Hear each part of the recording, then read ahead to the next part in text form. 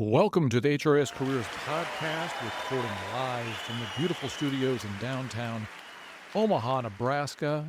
I certainly appreciate you being here. I'm going to call this a short-isode, and the subject is why employees smuggle AI into work. So, not my headline. I read a lot of different HRIS periodicals, and I found this. It might have been an IRIM newsletter, but it was a link to an article by the BBC. The author his name was Sean McManus, and he was examining why is it that employees smuggle AI into work, and that's something as HR technology professionals we are probably all dealing with ourselves and have probably had to consider the ethical implications of doing it ourselves.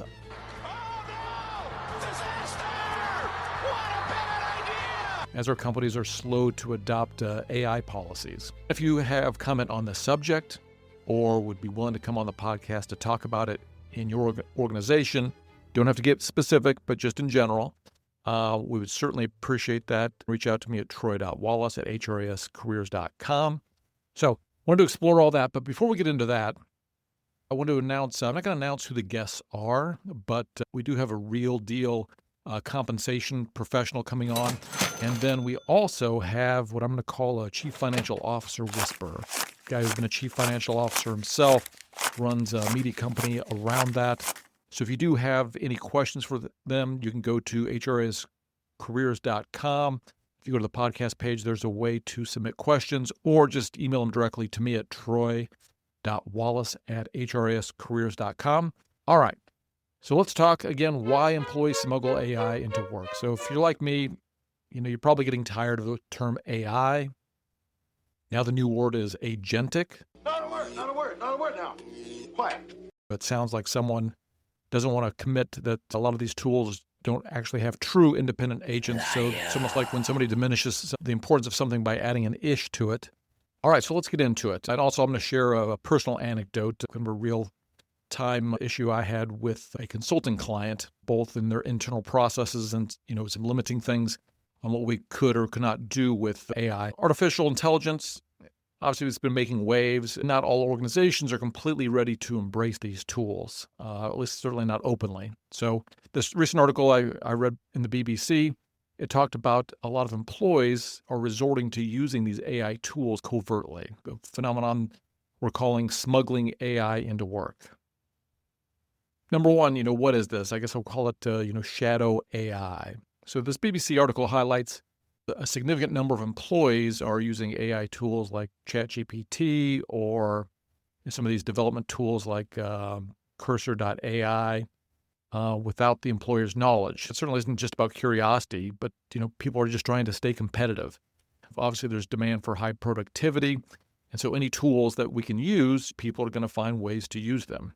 Now, we all know that companies are slow to adopt and may have not formally put out procedures. One employee mentioned in this article said they used AI to draft emails or reports pretty quickly, quoting that it saved them hours each week. And I will add the link to this article in the show notes. And yet these same employees that use these tools, at least in the article, said they haven't informed their manager that they're using them for fear of backlash or misunderstanding, or obviously not being able to use the tools any longer. So what is behind the employer's hesitation, causing, in some cases, the employee's frustration? Why do we have the secrecy? So this article points to many organizations being hesitant to adopt AI due to concerns about data security, ethical implications. This caution, while certainly understandable, can lead to a disconnect between management and staff. Employees, on the other hand, feel the pressure to perform and see the AI tools as a tool to meet ever-increasing expectations. The lack of clear guidelines or open discussions about AI used in the workplace certainly only exacerbates the issue. So I will tell you a personal anecdote. I work in the consulting space. I will go in either under a bigger company like a Deloitte or a PwC or another larger consulting company. Now, the case I'm going to talk about did not involve any of those consulting companies that I just named, but it's a situation where once we started working with the end client, the expectation was by the consulting company that some AI tools could be used. Now, that being said, the contract or the statement of work did not mention the use of any AI tools at all. So when we got around to talking to the client about using AI for some basic things like transcribing meeting notes and pulling out to-dos and some things that I'm starting to consider pretty basic, they wanted no part of it, and they certainly didn't have the AI tools in use on their own. And they made it clear that we were not to feed any of their data into any of the consulting company's tools as well. Now, that gets me to my second thing, is these AI tools, they become really, really good. And the frustration that we used to have maybe even 18 months ago about data limits and token issues, typically with a paid ChatGPT account, are largely gone. Now, I found with using even this bigger consulting company's AI tools, they were severely limited in what they could do. Now, I'm sure you could go through many layers of approval and get better tools, but in this particular project, the end client was not going to allow us to use those tools anyway, so we didn't go down that path. So I think you have at least two lessons learned there. Is number one, if you are going to be, especially if you're in the consulting business, if you're going to be using AI tools to deliver your services, that better be cleared by the end client. At least in this case, they absolutely did not want to be using these AI tools. They were afraid that it was going to impact their ISO certifications, and it was just a no-go. Issue number two, the tools that were available through this third-party consulting company just were not very robust. So I think they were using Microsoft Copilot. So I would love to have a larger conversation about this. If you're hitting this in your world in HR technology, HRIS, if you're in the consulting side of it.